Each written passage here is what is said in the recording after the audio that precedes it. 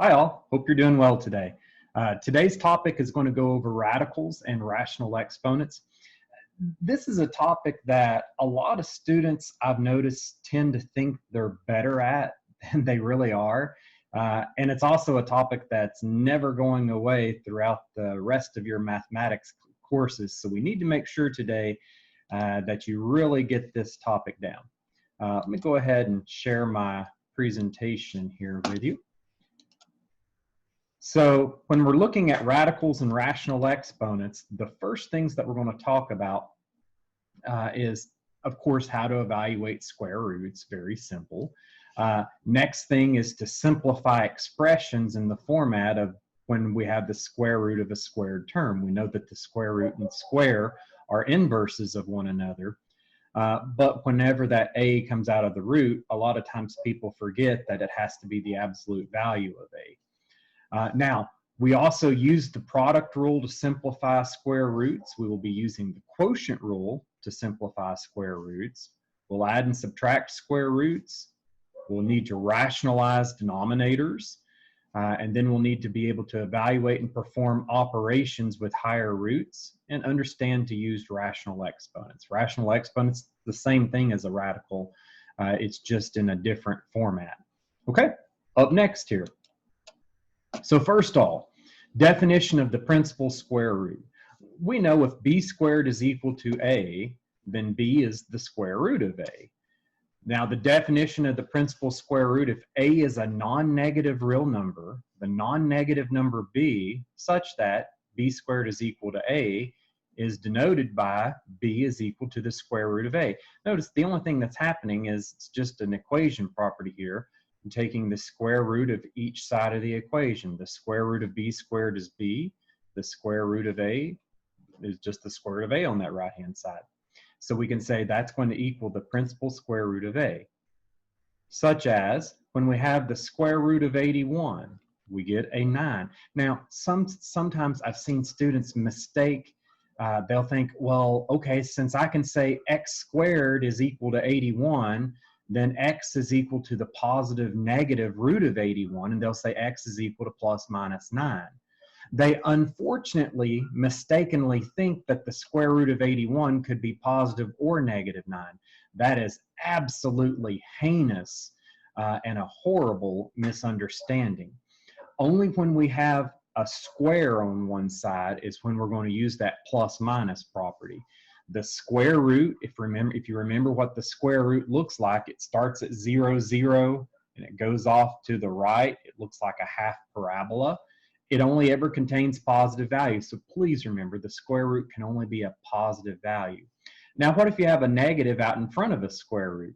No big deal. We know that the square root of 9 is 3. Well, then the square root of negative 9 is a negative 3. Now, another thing I've seen a lot of students do is they'll say the answer to this next question, they'll say, oh, this is just going to be 6 plus 8. Hey, isn't that 14? Because they'll want to take the square root of each of these terms before simplifying the inside. Please remember, you can't do that. You should automatically think of what's inside the square root inside of a parentheses. And then you know, hey, I have to simplify what's inside first. 36 plus 64 is 100. And then we know that the square root of 100 is 10, since 10 squared is 100. Please notice, it would be horrible if you said, isn't that equal to the square root of 36 plus the square root of 64? Nope, never. Doesn't work. Up next, we have the square root of a squared. This is what I was talking about back on the objective page. I need you to remember that, let's say, for example, a happened to be a negative number. Well, I know that a squared, whether it's positive or negative, is going to be positive. And then the square root of a positive number is going to be positive. So when I say the square root of a squared, and sometimes we will just call it a, but you really should understand it's only ever going to be the positive version of a. So if a happened to be a negative number in the first place, when you take the square root of the term squared, it just gets you back to a positive a. So in terms, in words, the principal square root of a squared is always the absolute value of a. So keep in mind here, if I have 5 squared and I take the square root of that, well, clearly my answer is 5. You just say it's the square root of 25 is 5. Now, on the other hand, if you're taking the square root of a negative 5 squared, well, negative 5 squared is, again, positive 25. The square root of 25 is 5. But the way you need to think about that is that the square root is always going to be the absolute value of the square root of the term or the number on the inside. So you can say, well, okay, I know that a was equal to negative 5. The square root of a squared is going to be positive 5.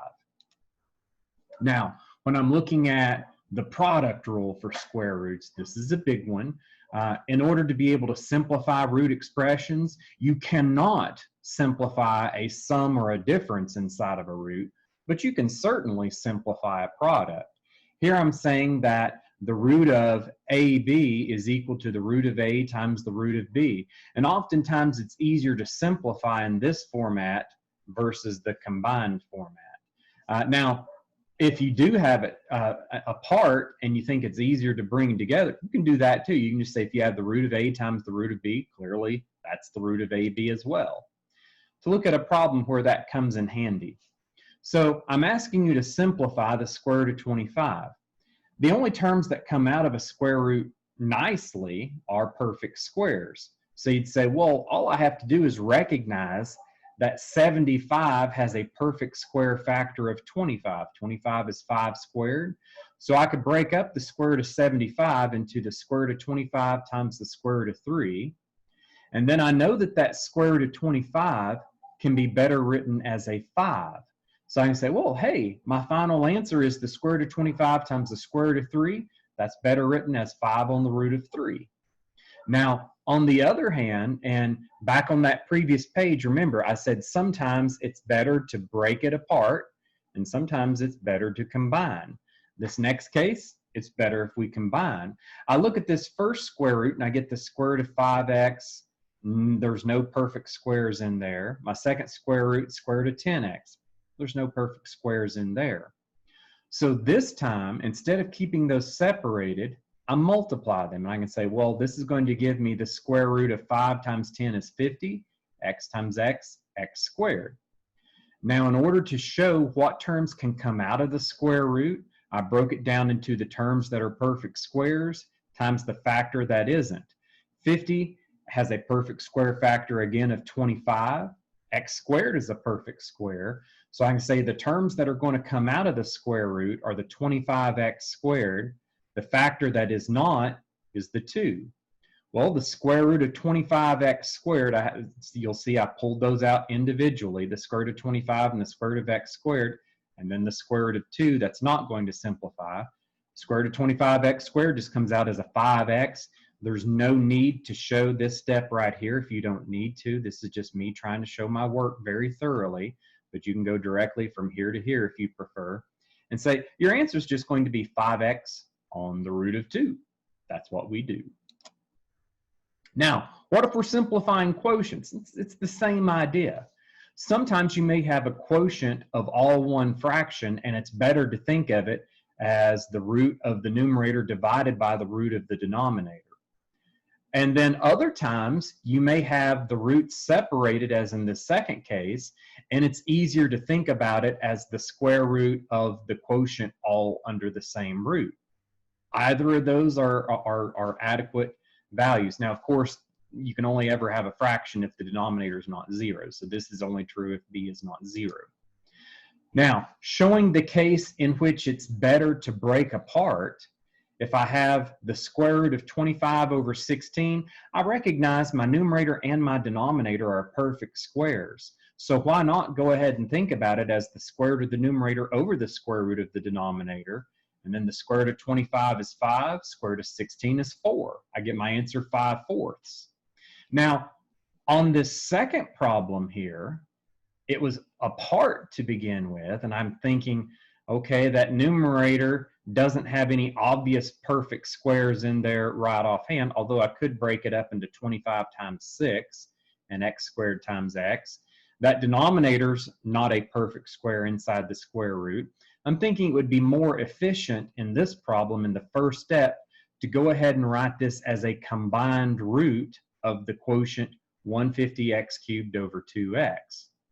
Now I go ahead and I carry out the simplification on the inside. I can say 150 divided by 2 gives me 75. X cubed over x gives me x squared. Now it's very similar to the problem on the previous page. I can just say, well, I know that 75 is going to be 25 times 3. X squared is a perfect square. So the square root of 75x squared can be rewritten as the square root of 25 times the square root of x squared times that factor that does not have a perfect square, the square root of 3. And so now I can say, well, this is going to simplify to give me 5x on the root of 3. Nice. Now, actually, more students have trouble adding and subtracting root expressions than they do multiplying and dividing. Similar to whenever we add fractions, they say you can only add or subtract fractions that have a common denominator. In the same manner, whenever you're trying to add and subtract roots, they have to have like radicals. So the term inside the root must always be the exact same. I can't add a square root of 3 to a square root of 2. Those are both irrational numbers that cannot be combined. Now, for this first case, you say, well, all right, these two are going to be very straightforward. Why are they very straightforward? Please notice these two root expressions I'm asking you to add, they have the exact same radicand. They're both the root of 13. I have 8 times the root of 13 plus 9 times the root of 13. So of course we add the numbers multiplying those roots and say, well, I can collect the coefficients of those roots, 8 plus 9 on the root of 13. I'm just going to have 17 on the root of 13 there. So the way I add roots that are of the same like radicand is I just add the coefficients of the root. In this case, 8 plus 9 for 17, and we keep the root. Now, similarly, if I'm subtracting like roots, in this case, the first term has a root of 17 and the second term has a root of 17. This one's slightly trickier because you have to understand that this first term has a understood coefficient of 1. It's 1 on the root of 17x minus 20 on the root of 17x. Well, I can combine those. 1 minus 20, that's going to give me a negative 19. I have negative 19 on that square root of 17x. Gorgeous.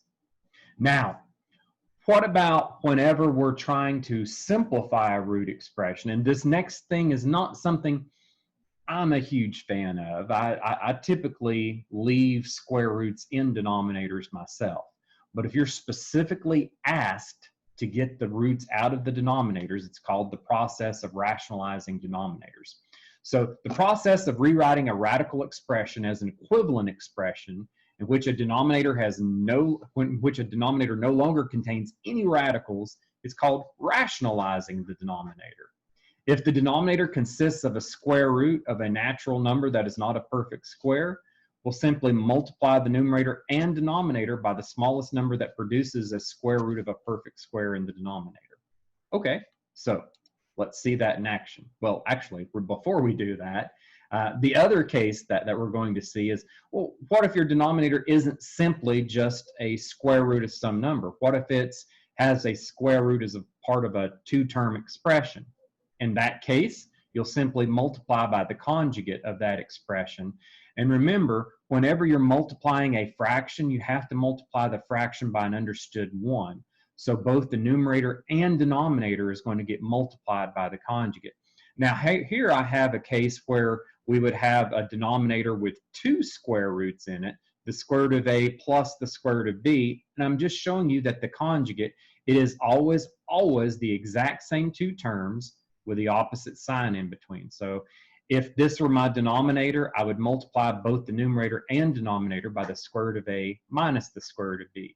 And vice versa, if this were my denominator, I would multiply by an understood 1 of the square root of a plus the square root of b over the square root of a plus the square root of b. Let's see these in action. First of all, what I was talking about with just the one root denominator back 2 screens ago, it's this problem right here. If I ask you to rationalize the denominator where I have 5 over the root of 3. You say, well, okay, I can easily get rid of that square root in the denominator if I multiply by itself in this case, because I know that the square root of 3 times the square root of 3 is the square root of 9, which is just 3. Any root times itself is the number on the inside. So I can say, okay, I'll multiply the denominator by the root of 3, but I can't do that unless I also multiply the numerator by the root of 3. This is multiplying by an understood 1 here to not change the value of the fraction. So then when I do that, I get 5 on the root of 3 over 3. Now, had this 3 factored and reduced down with this 5, I would want you to do that. In this case, it didn't. So I'm done, and that would be my final answer. Now, what about the case where we have a root and a denominator that's part of a two-term expression? This is what I was talking about on the previous page, where you have to multiply by the conjugate. So you say, well, all right, if I have 8 over 4 plus the root of 5, all right, I'll take that 8 over 4 plus the root of 5, and I need to multiply by an understood 1. That understood 1 in this case is going to have the conjugate of that denominator multiplied in both the numerator and the denominator. The nice thing about multiplying by that conjugate, and I'm showing that here, you're going to have 8 times that 4 minus the root of 5, and then your denominator is going to have 4 plus the root of 5 times 4 minus the root of 5. Now, that 8 in the numerator, I would leave it factored and don't distribute it in to begin with. It's easier to simplify if you'll leave it factored to begin with. So you'll notice I don't go ahead and distribute that. I leave it factored out there. That denominator, what you're supposed to remember, this goes back to your factoring formulas. A squared minus b squared is equal to a plus b times a minus b. Where you say, oh, okay, anytime I multiply by conjugates, a plus b times a minus b, it ends up just being the first term squared minus the second term squared every single solitary time. Yeah, and you could see that here. If you tried to FOIL it out, you would have 4 times 4 for your 4 squared. Then you would have minus 4 on the root of 5, and then you would have plus 4 on the root of 5 for your middle terms. Middle terms are always going to cancel, so there's no need to even consider them. We're just going to have the first term squared, 4 times 4, and then the last term times the last term. Since you're always going to have a positive times a negative, it's always minus the square of the last term. So I said minus the square root of 5 squared.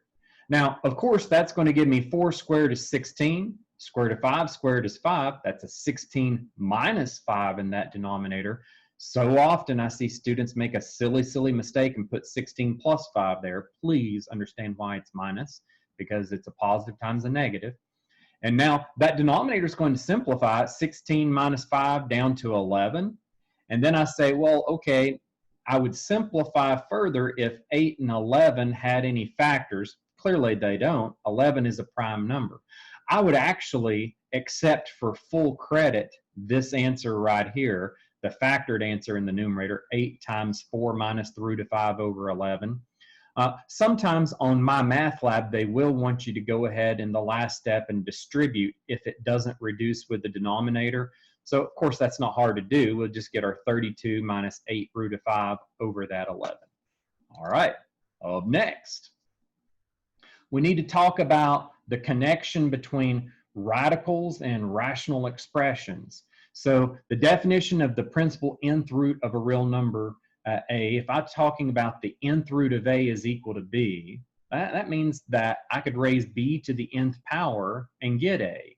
And please understand that's exactly how you would get rid of this. Roots and powers are inverse functions of one another. So if I wanted to get rid of this nth root, I'd have to raise both sides of this equation to the nth power. That's where this is coming from. B to the nth power would equal the nth root of a raised to the nth power and the nth root, inverse functions, they'd eliminate each other. Now it says if n is the index is even and a is non-negative, meaning what's inside is always a positive number or 0, and b is also a positive number or 0, then this inverse function is always going to exist, and we don't have to worry about calling it the absolute value of a or anything like that. Now, whenever we're talking about our principles or our properties of root expressions, The same things that we used for square roots, we're going to see apply to roots of any index. So if the index n of AB can't simplify nicely as all one factor, you can simply break it up into the nth root of A times the nth root of B. What if it's separated? Can you combine it? Of course. You can call it the nth root of AB. Same thing for quotients. The nth root of AB, or of A over B, is equal to the nth root of A over the nth root of B, as long as B isn't 0, and that would make both fractions undefined. And similarly, if it's apart, you can bring it back together. Typically in the problems, if you're given a problem with it separated, you'll want to combine it to simplify. If you're given a problem in which it's already combined, it's probably going to be easier if you work it separated by separating the numerator over the denominator. So I would just always assume, however the problem originally states it, it's probably going to be easier to work in the other way. Now, to see that in action, I give you the cube root of 40. So since that's all one cube root, you're supposed to be thinking, all right, that's probably going to be easier to simplify if I break it apart. And so how are you supposed to break it apart? You should be thinking in your heads, all right, perfect cubes, and you're not going to have to go up too far. 2 cubed, 2 times 2 times 2 is 8. 3 cubed, 3 times 3 times 3 is 27. 4 cubed, 4 times 4 is 16. 16 times 4 is 64. And then 5 cubed is 125. I seriously doubt you're going to need to know much more than that. You're not going to have to refer to your calculator very often. Just remember your perfect cubes are going to be 8, 27, 64, and 125. So as soon as I see that cube root of 40, I'm thinking, okay, is there a perfect cube that's a factor of it? Well, 27 sure isn't. 8 is. So I can say, well, cube root of 8, I know 8 times 5 is 40. This can better be written as the cube root of 8 times the cube root of 5. And then I know that the cube root of 8 simplifies as 2, since 2 times 2 times 2 is 8. And I'll get my final answer of 2 on the cube root of 5. Gorgeous. The next one here, if I were to try to simplify that 125 over 27, it would be some a decimal value, and then I would really struggle unless I just depended upon my calculator to tell me the cube root answer. However, since I'm given it all in one root, you should automatically be thinking it's probably going to be easier if I break this into the cube root of the numerator divided by the cube root of the denominator. And as soon as you do, that's our two obvious cube roots. 5 times 5 times 5 is 125. 3 times 3 times 3 is 27. This just simplifies to be 5/3, since the cube root of 125 is 5 and the cube root of 27 is 3. Now, if we have the nth root of A, it's going to represent the real number, and m over n is a positive rational number where n is greater than 2, then I can say a to the m over n power is equal to, and this is the biggie right here, guys. I need you to see that the denominator on any fractional exponent is nothing more than the index on the radical of the root. And then the power that that exponent's raised to is the power that the root is raised to. And it doesn't matter whether you write it this way or this, it means the exact same thing. Now, myself, I typically simplify things this way because it's usually easier to take the nth root or the root of a number and then raise that small number to a power than it is to raise a number to a power, get some huge number in there and trying to take the root of it. So I usually think this way is easier in practice, but both are correct to write. And probably as far as just writing it out, instead of avoiding the parentheses, it may be simpler to write this out. But as far as solving it, it's probably easier this way. Now, furthermore, what if I have a negative fractional exponent? You just say, well, that's no big deal. A negative fractional exponent, it just tells you that that term belongs in the denominator. And I could say a to the negative m over n would equal 1 over a to the m over n. And then I forgot to put here that, of course, that's just equal to 1 over the nth root of a to the nth power. So in this case, you'd have the nth root of a to the m in the denominator because of the negative fractional exponent. Let's simplify out a problem dealing with that. So notice here, I give you 27 raised to the 4/3 power.